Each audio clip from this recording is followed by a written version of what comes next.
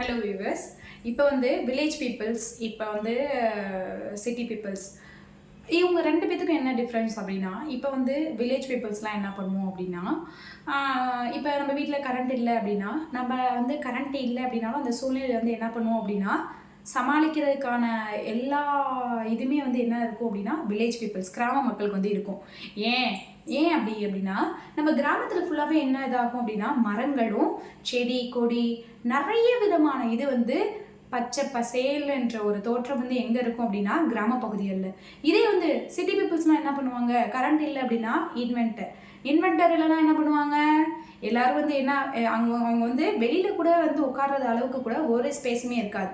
அவங்க வந்து என்ன பண்ணுவாங்க, அந்த பிளேஸை விட்டு இன்னொரு பிளேஸ்க்கு போகிறது தான் வந்து என்ன பண்ணுவாங்கன்னா பார்ப்பாங்க. இப்போ மரம் இருக்கிறனால நம்மளுக்கு என்னென்னலாம் பயன் இருக்குது அப்படின்னா, தூய்மையான காற்று நம்மளுக்கு தருது.